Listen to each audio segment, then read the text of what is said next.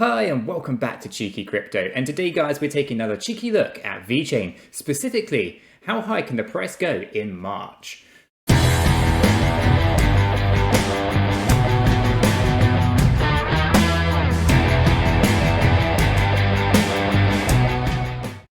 So Chris, this is a question that we get asked a lot, right? When moon?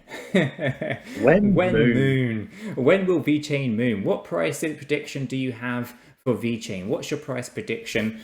We hear it time and time again, but we're going to give you our thoughts on how high we think the VEX token might go to in March, right? So we're going to have a look at the charts. We're going to get into the Vechain to USD chart. We're going to have a look at this on the daily. We're going to go through what we can see there. We'll have it pull down into the 4-hourly, go through the 4-hourly chart, go into our 1-hourly, make sure everything's lining up as we can see it in the previous views of the charts, and then obviously give our final thoughts on how high we think that Vechain could potentially get to during the month of March. So Chris, anything you want to add before we jump on in? Just that I love this project, Nick, and everyone knows that already. But add value.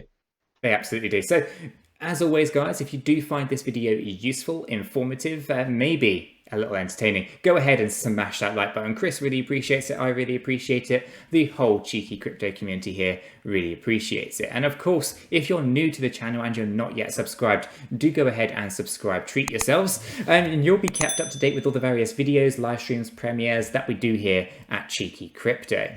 Right, with all that said and done, let's jump on over to the desktop, Chris, and take a look at this Vechain chart.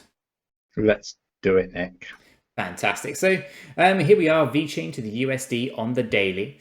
We have a Fibonacci retracement from the low level of the 23rd of December 2020. The high level here, which was the 20th of January. And obviously we can see how this traded up and down. We obviously hit some key levels here on this Fibonacci area. We had the 618, we had the 50% trade retracement, and we had the 382 Fibonacci retracement zones. So all three of those major ones that we look out for were basically hit and were taken out of play. We also then had the rally from the 618 into the 702, which then took us into that former high level, that bit of resistance here, into that 786 zone. Once we kind of got that close, up here, we found that resistance, we pulled back a little bit, back into the 702, and then we rallied on up. That actually then triggered a few chain events. We found the top and we found that resistance at 5.7 cents. That 5.7 cent has been a bit of a pain for us for quite some time. We obviously have this downward trending channel that we got trapped into for a little while on the 4-hourly chart. But we had that breakout when we finally closed above our middle line of that particular channel.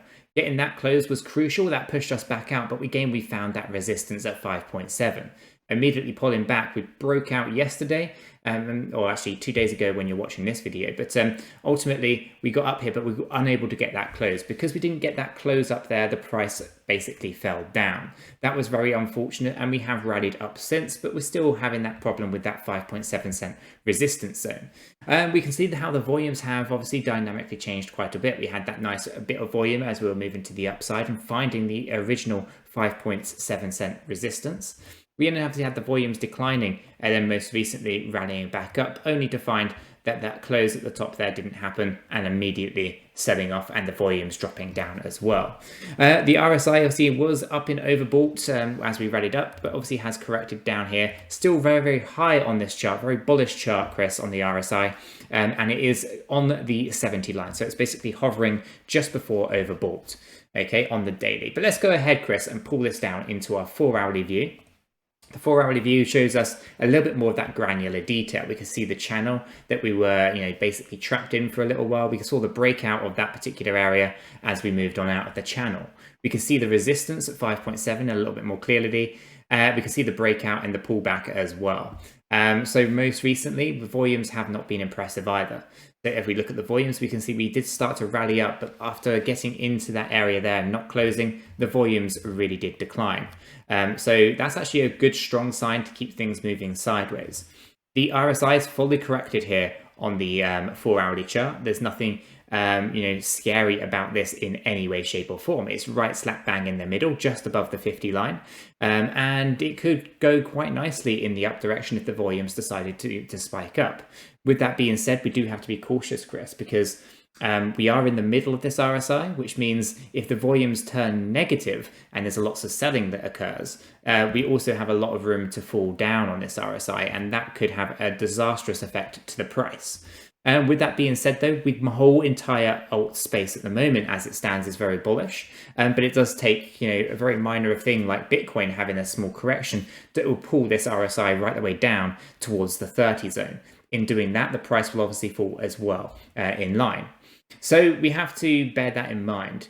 The position on this RSI is a little bit worrying, but it's also a huge opportunity to move to the upside as well. So it literally, Chris, as we jokingly say on this channel, it can go up, it can go down, it can go sideways. That is pretty much what the RSI is showing us on this 4-hourly chart. The volumes are not impressive to give us any kind of clue as to whether that is going to be sustained as sideways trading or a potential drop down to the support zone, or even another test on the resistance at 5.7. So the 4-hourly chart is a bit indecisive. But let's go ahead and pull this into our 1-hourly view. And the 1-hourly view shows us how that volume has come up and decreased. In the last couple of hours, it's actually kind of plateaued a little bit. With that being said, the RSI is below 50, so it is coming down. And obviously, we're not doing too much damage to price at this point, so that's actually quite a good sign. What we'd like to do is see if we can plateau that volume or decrease that volume a little bit more, with actually the candles being, losing value. We want some selling to occur to correct our RSI here. The lower that we can get towards that 30 zone, the safer we'll be to trying to basically pierce that 5.7 cent resistance area. So ideally, we want to get as close to 30 as possible on the RSI. In order to really do that, we're doing a minimal amount of damage. It's just to get some selling pressure with decreased volumes. That will sustain the price whilst correcting the RSI. But nonetheless, things on the 1-hourly chart are not as scary as they are on the 4-hourly. Things are still gearing up quite nicely here, Chris, on the 1-hourly chart. But obviously, let's go ahead and pull this back up into our 1-hourly view and talk about price prediction.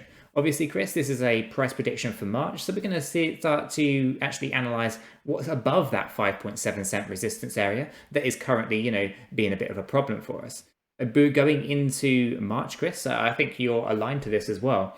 We should see that resistance is no longer resistance, but in fact, actually a support zone for us. So let's go ahead and take a bit of a deeper look. If we go up, we can see that our very first price target that we should easily hit during the month of March is 7 cents. Okay, there's a lot of reason why we think 7 cents shouldn't be a problem for us, and that is mainly because of the amount of tests, Chris, that we've been having here on the RSI. From the resistance zone of the 5.7, and the RSI is nicely positioned to potentially do that. If we do have a minor correction to get it down to that 30 zone, we can grow very quickly and strongly pierce that 5.7 cent resistance. So I'm imagining that we'll hit the 7 cent zone, Chris, very, very quickly during the month of March, and it shouldn't be a problem to get there.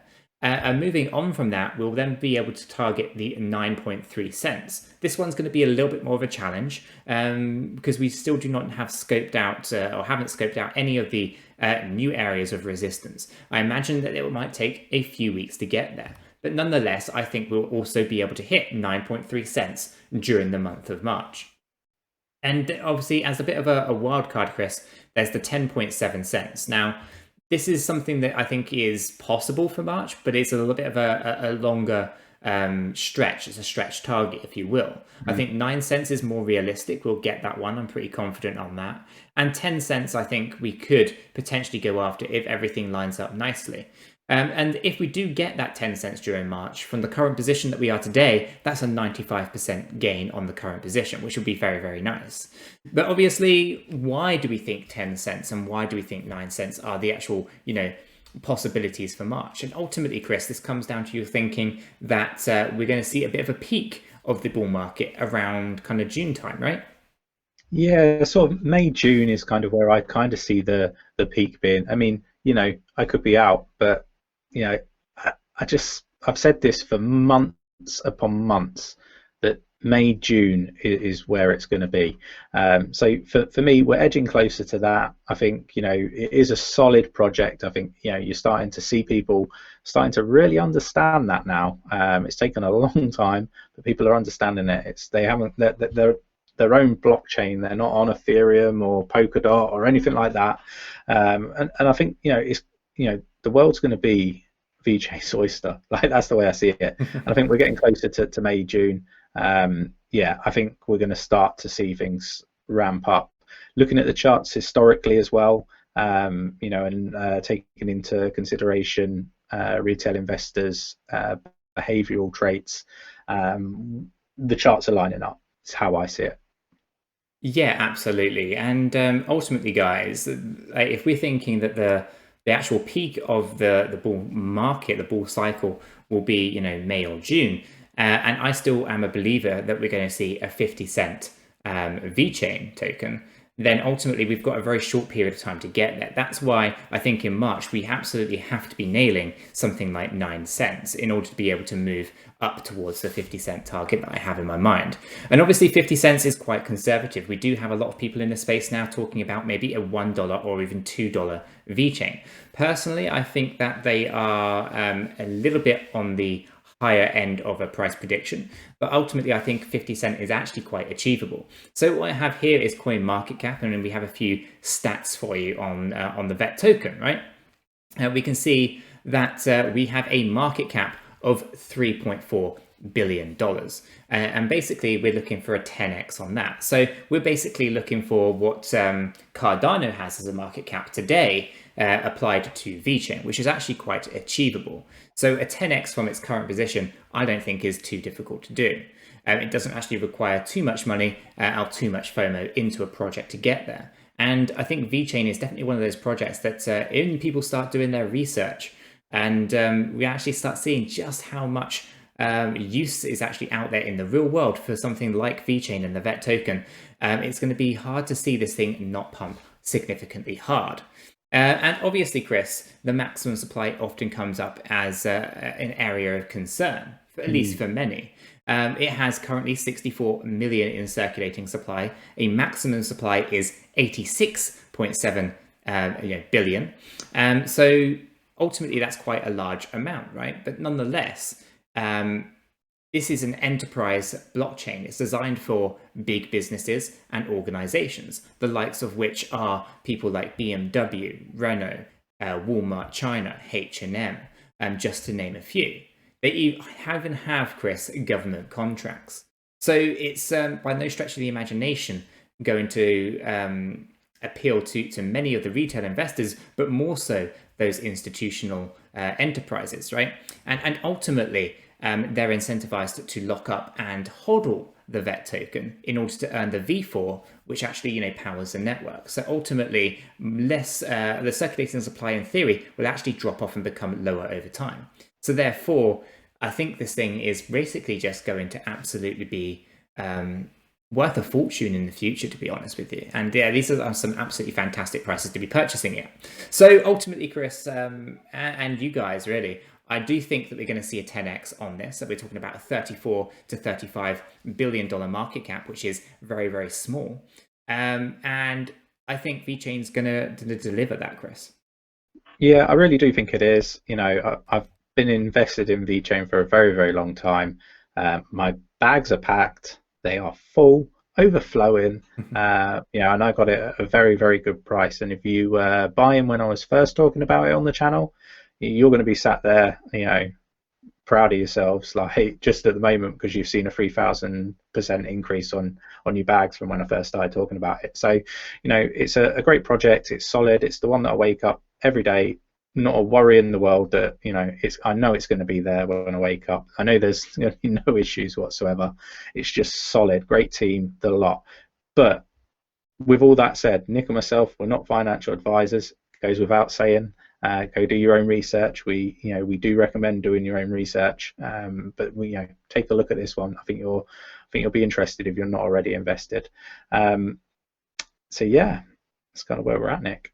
Fantastic. So guys, if you have found this video useful, informative, maybe even a little entertaining, go ahead and smash that like button. Chris really appreciates it. I really appreciate it. And I like to think that the whole cheeky crypto community really appreciates it. And of course, if you're new to the channel and you're not yet subscribed, treat yourself, become a subscriber, and you'll be kept up to date with all the various videos and live streams that we do here at Cheeky Crypto.